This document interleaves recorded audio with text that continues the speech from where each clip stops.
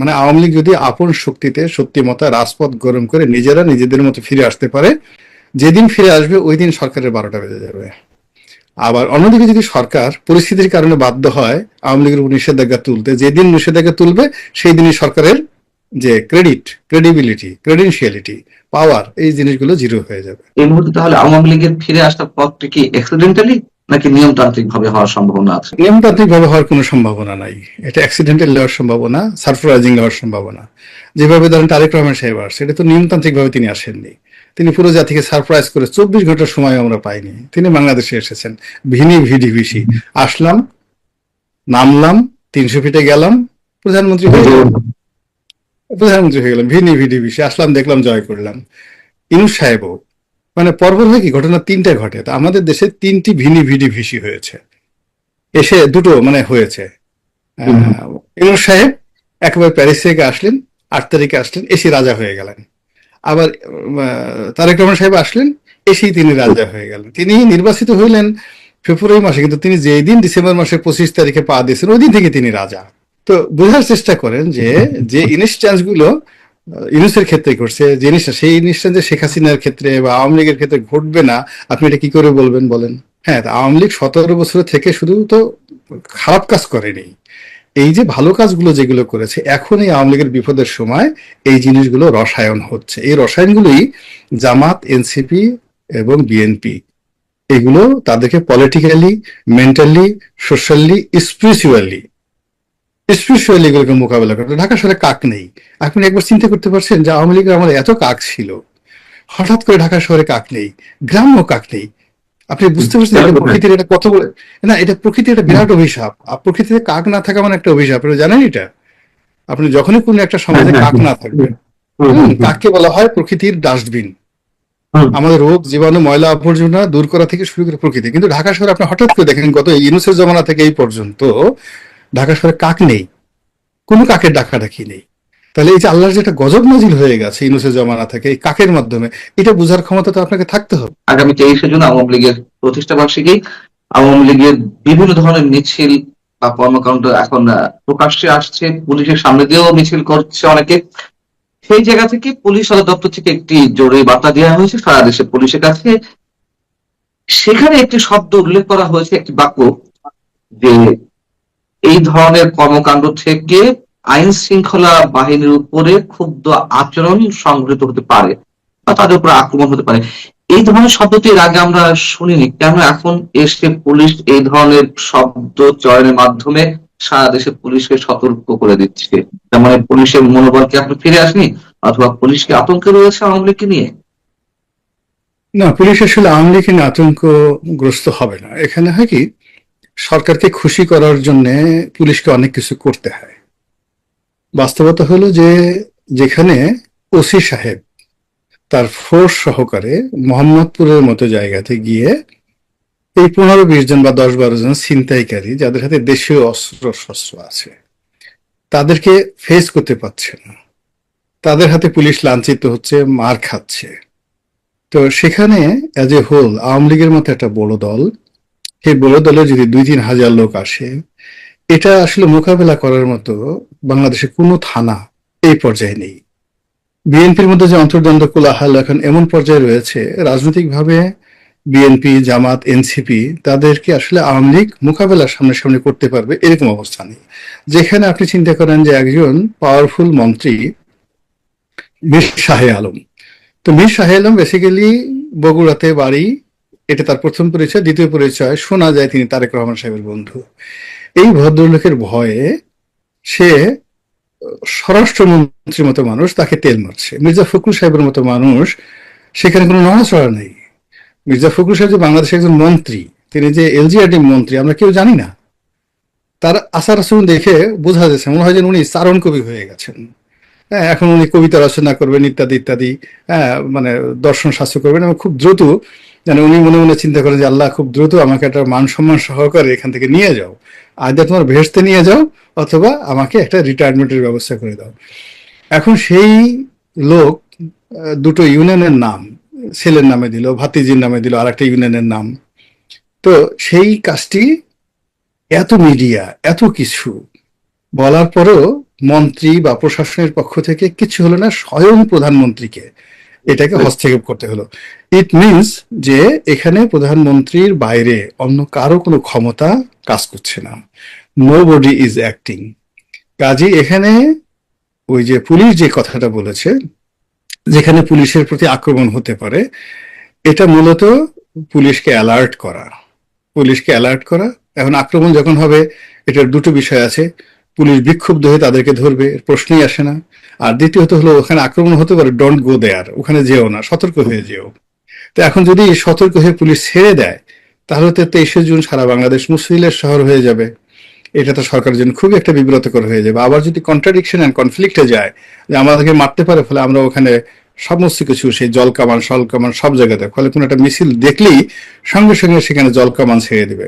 তো আসলে এই যে যা কিছু করছে, it's an unpredictable situation outwardly, মানে বাহ্যিক দিক থেকে। কিন্তু ভিতরের দিক যদি আপনি দেখেন, পুলিশ খুব ভালো করে জানে যে বাংলাদেশে যে কিয়ামত হয়ে যায়, কিয়ামত হয়ে যায়, তবুও আওয়ামী লীগের কোনো একটা লোক পুলিশের একটা পশম স্পর্শ করবে না। এই পুলিশ বাহিনী গঠন করার জন্য, এই পুলিশ বাহিনীকে আধুনিকায়ন করার জন্য রাষ্ট্রের সব বাহিনীর এবং সব প্রতিষ্ঠানের শত্রু হয়েছে আওয়ামী লীগ। এবং আজকের এই পুলিশের যা কিছু রয়েছে, যা কিছু প্রাপ্তি, এর পেছনে শেখ হাসিনা আওয়ামী লীগের যে অবদান, সেই অবদান পুলিশের প্রত্যেকটা লোক জানে। এর কারণ হলো বাহিনীগুলোর কথাগুলো, নর্মালি প্রত্যেকটা বাহিনীর কথাগুলো যাকে বলা একটা ক্যারেক্টারিস্টিক্স থাকে, শত শত বছর ধরে এরা এই ঐতিহ্য লালন করে। আপনি যদি ধরেন বাংলাদেশের আর্মির মধ্যে যারা অফিসার, তাদের মধ্যে টিল নাও জিয়াউর রহমানের প্রতি প্রচন্ড একটা দুর্বলতা আছে। সে অনেকগুলো কু মোকাবেলা করেছে, অনেক অফিসারকে ফাঁসিতে চড়িয়েছে, ডাজ নট ম্যাটার, কিন্তু তার প্রতি একটা মমত্ববোধ আছে। আবার অন্যদিকে যারা সাধারণ সিপাহী যারা আছেন, সোলজার যারা আছেন, তারা কিন্তু মারাত্মকভাবে এরশাদের ভক্ত। ফলে আপনি ক্যান্টনমেন্টের এলাকাতে প্রত্যেকটা সিপাহী জাতীয় পার্টি এবং এরশাদের যারা লোকজন আছে, তাদেরকে মনে প্রাণে ভালোবাসে। এটা একটা ট্রেডিশন হয়ে গেছে। তদ্রুপ বিএনপির সঙ্গে নয়, আওয়ামী লীগের সঙ্গে পুলিশের যে সম্পর্কটা, মানে আওয়ামী লীগ সরকারটা আসলে একটা পুলিশ বান্ধব সরকার, প্রচন্ড একটা পুলিশ বান্ধব সরকার। সেটা বঙ্গবন্ধুর জামানাতে তিনি যেমন প্রোটোকল নেননি, পুলিশের উপর নির্ভর করেছেন, আর শেখ হাসিনা তো পুলিশকে পারলে তো পুলিশের হাতে সবকিছু ছেড়ে দেন। ফলে এটা পুলিশ অনুভব করে। ফলে সেই অনুভবের জায়গা থেকে, যেটাকে বলা অ্যাট্রোসিটি যেটা বলা হয়, এটা নিষ্ঠুরতা কখনো পুলিশ দেখাবে না। তারা মামলা করবে, গ্রেপ্তার করবে, হামলা করবে, যা কিছু করবে, সেটা হলো ওই এলাকার যে পলিটিক্যাল যে পরিস্থিতি, সেই পরিস্থিতিকে কমপ্লাই করার জন্য, তার চাকরি বাঁচানোর জন্য। এই বাংলাদেশে বহু মানুষ রয়েছে যারা আওয়ামী লীগ দ্বারা উপকৃত, শেখ হাসিনা দ্বারা পার্সোনাল উপকৃত। যারা ক্ষতি হয়েছে তারা তো শেখ হাসিনাকে গালাগালি করবেই। এখন বিএনপির অনেক লোক ক্ষতিগ্রস্ত, তারা গালাগালি করবে, কিন্তু যে মানুষগুলো উপকার পেয়েছে তারা কি করবে? তারা শেখ হাসিনাকে চাইবে, আর যদি শেখ হাসিনা না পায়, আল্লাহর কাছে দোয়া করবে, আল্লাহ শেখ হাসিনাকে এনে দাও। তারা মানে কান্নাকাটি করবে, আপা কবে আসবে, ইত্যাদি ইত্যাদি হবে। এরভাবে তো হবে না। এখন এই যে বেনজির এত খারাপ বলে সব মানুষ, এখন বেনজিরের দ্বারা তো বহু মানুষ উপকৃত হয়েছে। আপনি হারুনকে যত খারাপ বললেন না কেন, হারুনের দ্বারা তো বহু মানুষ উপকৃত হয়েছে। মেজর জিয়াউল হাসানকে আপনি যত খারাপ বলেন, যত খারাপ বলেন, খারাপ লোক খারাপ বলুক, কিন্তু তার দ্বারা যারা উপকৃত হয়েছে তারা তো তার জন্য দোয়া করবে। তা আওয়ামী লীগ 17 বছরে, হ্যাঁ, তা আওয়ামী লীগ 17 বছর থেকে শুধু তো খারাপ কাজ করেনি, এই যে ভালো কাজগুলো যেগুলো করেছে, এখন এই আওয়ামী লীগের বিপদের সময় এই জিনিসগুলো রসায়ন হচ্ছে। এই রসায়নগুলোই জামাত, এনসিপি এবং বিএনপি, এগুলো তাদেরকে পলিটিক্যালি, মেন্টালি, সোশ্যালি, স্পিরিচুয়ালি এগুলোকে মোকাবেলা করতে। ঢাকা শহরে কাক নেই। আপনি একবার চিন্তা করতে পারছেন যে আওয়ামী লীগের আমাদের এত কাক ছিল, হঠাৎ করে ঢাকা শহরে কাক নেই, গ্রাম্য কাক নেই। আপনি বুঝতে পারছেন এটা প্রকৃতির এটা কত বড়, না এটা প্রকৃতির একটা বিরাট অভিশাপ। আর প্রকৃতিতে কাক না থাকা মানে একটা অভিশাপ, আপনি জানেন এটা? আপনি যখনই কোনো একটা সমাজে কাক না থাকবে, কাককে বলা হয় প্রকৃতির ডাস্টবিন। আমাদের রোগ জীবাণু ময়লা আবর্জনা দূর করা থেকে শুরু করে প্রকৃতি। কিন্তু ঢাকা শহরে আপনি হঠাৎ করে দেখেন, গত ইউনূসের জমানা থেকে এই পর্যন্ত ঢাকা শহরে কাক নেই, কোনো কাকের ডাকাডাকি নেই। তাহলে এই যে আল্লাহর যেটা গজব নাজিল হয়ে গেছে ইউনূসের জমানা থেকে এই কাকের মাধ্যমে, এটা বোঝার ক্ষমতা তো আপনাকে থাকতে হবে। You must have the special knowledge. হঠাৎ করে কাক নেই কেন? আপনি চারিদিকে দেখবেন কুকুরগুলো ডাকছে না আগের মতো। এই যে কুকুর যে ডাকছে না, কেন কুকুর ডাকছে না? সে নীরব হয়ে আছে কেন? আমাদের সমাজের এত নেড়ি কুত্তা, এত কিছু চলতেছে, হঠাৎ করে কুকুর কেন? আপনাকে এই জ্ঞানগুলো সরকারের, আপনি দেখেন এই আধ্যাত্মিকতার জ্ঞান আপনার কার আছে বলুন তো? এই সরকারের মধ্যে কার আছে যে কুকুর কেন ডাকে না, কাক কেন শহর ছেড়ে চলে গেল? কিংবা সম্রাট আকবরের সময় মোল্লা দো পেঁয়াজার যে গল্প, সেই বিখ্যাত গল্প, বলেন তো দিল্লিতে কত কাক আছে, এত কিছুর মধ্যে হুম, হুম। কাক কেন আসলো? মানে কাক যে প্রকৃতির একটা অত্যন্ত গুরুত্বপূর্ণ এলিমেন্ট, এর সঙ্গে কাকের উপস্থিতি, কাকের ডাকাডাকি, কুকুরের ডাকাডাকি, এগুলোর সঙ্গে সমাজের অনেক কিছু নির্ভর করে। এই জিনিসগুলো, এই সমাজ স্টপ হয়ে আছে, এই প্রকৃতি কাঁদছে, এই মানে আকাশ স্তব্ধ হয়ে আছে। ফলে এখানে হিসাবের বাইরে গিয়ে কেউ যদি প্রকৃতির আইন ভঙ্গ করার চেষ্টা করে, it will create a disaster, একটা ডিজাস্টার তৈরি হয়ে যাবে। স্পিরিচুয়াল যে জ্ঞান কিংবা সাইকোলজি বা অন্যান্য সমাজ বিজ্ঞান সবকিছু দিয়েই বলছেন, তাহলে আমরা কি ধরে নেব 23শে জুন বিশেষ কিছু ঘটতে যাচ্ছে? তা কি ঘটার হ্যাঁ, কোনো সম্ভাবনা আছে? প্রত্যেক দিন হলো 23শে জুন কিছুই ঘটবে না, কিন্তু 23শে জুন যা ঘটার তার চেয়ে বড় ঘটনা মানে আলটিমেটলি ঘটে চলছে। মানে আমরা যে 23শে জুনকে কেন্দ্র করে ভয় পাচ্ছি, হুম, পুলিশ রেড অ্যালার্ট জারি করছে, পুলিশ ভয় পাচ্ছে বা বলছে আমাদের প্রতি আক্রমণ হতে পারে, এটা হুম, হলো হুম। আওয়ামী লীগের যে প্রতিষ্ঠা বার্ষিকী, এই প্রতিষ্ঠা বার্ষিকীর প্রাথমিক বিজয়, একেবারে প্রাথমিক বিজয়। নর্মালি কি হওয়া উচিত ছিল? এই যে 23শে জুন তো 2025 সনেও গেছে, আমরা কি টকশো করেছি, কথা বলেছি? না, 23শে জুন তো, নিশ্চয়ই। হ্যাঁ, আমরা এটা নিয়ে কোনো কথাই বলিনি, কোনো কথা বলিনি। তো এখন হুম। 23শে জুন 25 সালে কথা বললাম না, 26 সনে এসে আমরা 23শে জুন নিয়ে কথা বলছি কেন? যখনই কথা বলছি it means this date has a significant value. এই যে ভ্যালুটা তার আছে, এটাই তাদের প্রাথমিক বিজয়। ওই দিন কিছু হলে সেটা হবে বোনাস, কিন্তু যা ঘটার তা আপনার আলটিমেটলি ঘটে গেছে। আপনার কি মনে হয় যেভাবে চলছে, অর্থাৎ আওয়ামী লীগ রাজনৈতিক কার্যক্রম নিষিদ্ধ অবস্থায় আছে এবং সরকারের মধ্যে সম্ভবত উপর থেকে যেটা বোঝা যাচ্ছে যে একটা স্বস্তি হয়তো আছে, ঠিক আছে আওয়ামী লীগ নিয়ে যা আছে তাই দিয়ে আমরা রাজনীতি করি, আওয়ামী লীগ আসলে আবার কোন ঝামেলা হবে, রাজনীতি উত্তপ্ত হয়ে উঠবে। যদি এরকম না হতো তাহলে তো আওয়ামী লীগ রাজনৈতিক কার্যক্রমের উপর নিষেধাজ্ঞার যে বিষয়টি নির্বাহী আদেশের মাধ্যমে হয়েছিল সেটি আইনে পরিণত হতো না। এই কারণে সম্ভবত হয়েছে, অথবা আরেক গ্রুপ বলে বা কেউ কেউ বলে যেটি আসলে আমাদের প্রধানমন্ত্রী বিষয়টি আদালত ঘাড়ে দিয়ে দিয়েছেন, আওয়ামী লীগ থেকে কেউ একজন রিড করবে, হয়তো বৈধ হয়ে আসতে পারে, নানান ধরনের মতভেদ আছে। কিন্তু আপনার কাছে আমার প্রশ্ন যে এতে করে কি সরকার খুব লাভবান হচ্ছে সেই রাজনৈতিক শূন্যতার সৃষ্টির মধ্য দিয়ে বা আওয়ামী লীগ মতের দলকে একেবারে কোণঠাসা করার মধ্য দিয়ে? প্রথমত এই কাজটি সরকার বুঝে করেনি, বুঝে করেনি।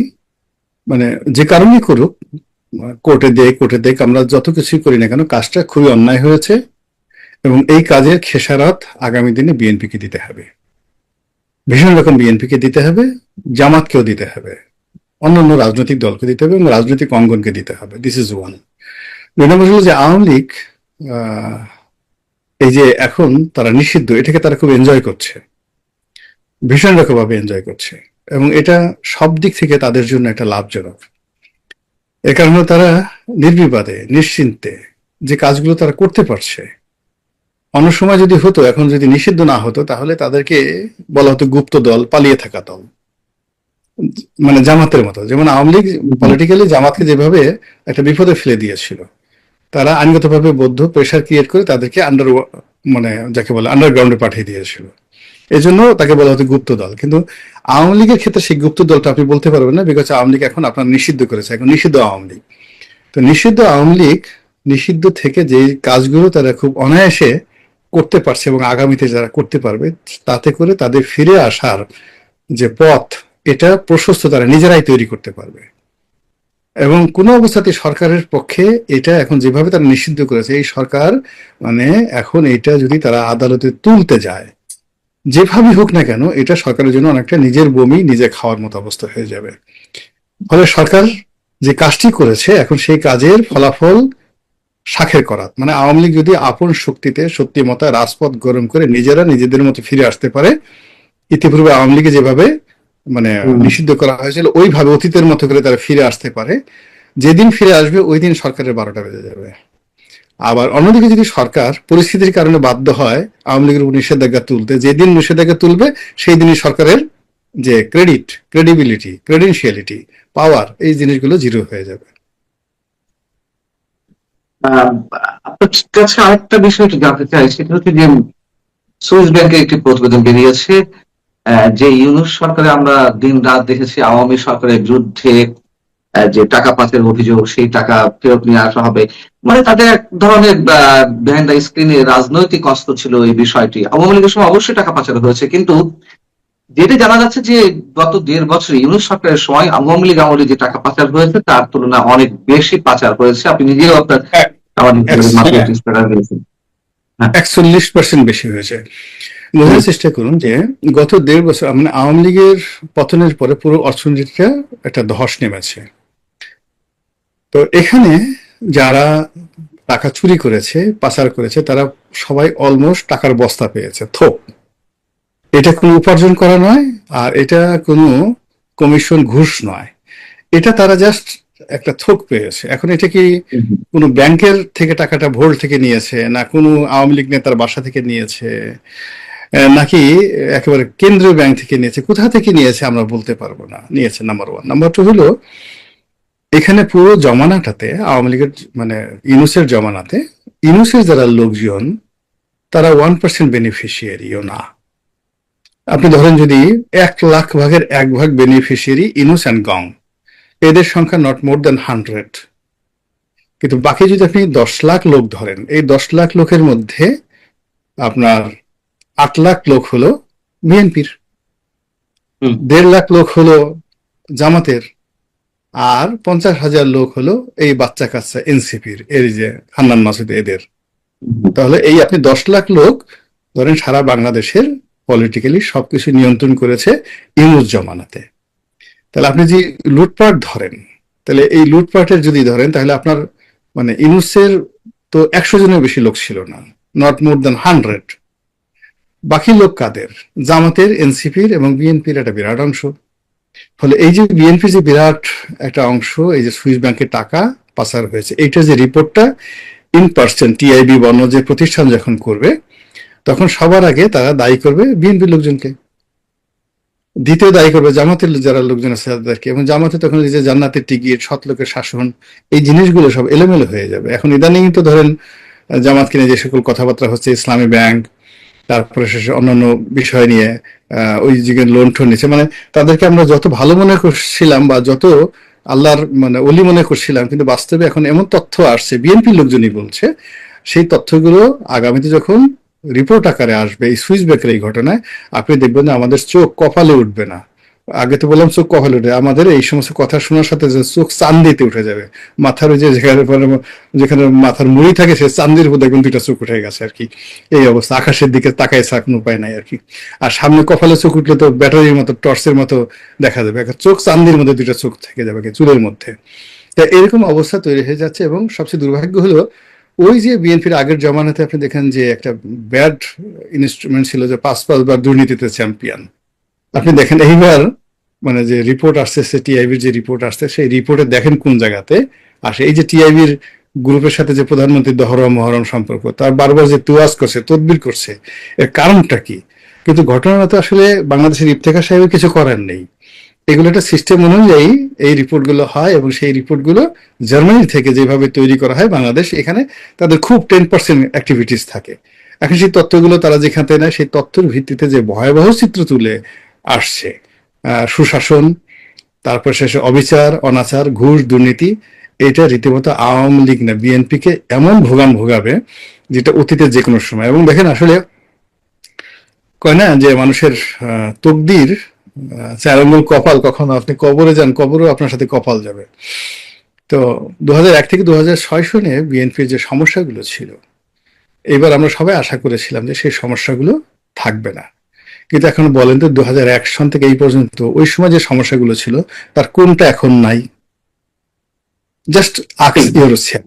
তো যার জন্য হুম, হয় হুম, কি, এই সামনে যে দিনগুলো আসছে, এই দিনগুলো বিএনপি যত মানে যাকে বলা হয় ভুল করবে, যত মানে তার দুর্নাম হবে, বদনাম হবে, তত বেশি এই যে 23শে জুন নিয়ে মানুষের আতঙ্ক বাড়বে। এবং ঘুরে ফিরে ইউনূসকে নিয়ে আমরা যত গালি দেই না কেন, আলটিমেটলি গালিগুলো তারেক জিয়ার ঘাড়ে আসবে। এর কারণ হলো বর্তমান সরকারকে তো বলা হয় যে ডক্টর ইউনূসের version 2, second version, second edition, দ্বিতীয় সংস্করণ। তার মানে যত সব লোকজন রয়েছেন, আমির উমরা থেকে শুরু করে পাইক পেয়াদা সিপাহি সালার, সবই তো মানে ইনুজ্জামানার সবকিছু। এখানে তো তেমন কিছু আপনি নতুন কিছু করতে পারেননি, নতুন কোনো কিছু করতে পারেননি।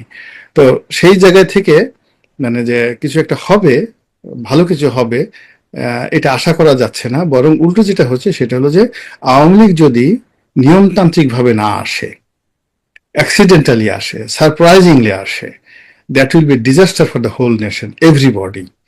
বুঝতে পারছেন? আপনি যখন একটা বাঁধ ভেঙে যায়, কোনো একটা বাঁধ ভেঙে যায়, সেটা ফারাক্কার বাঁধ হোক আর যেটা হোক, যদি বাঁধ ভেঙে যায় এবং সেখানে বাঁধের দ্বারা যে পানির যে স্রোতটা আসে, ওটা কিন্তু সবকিছু তছনছ করে ফেলে।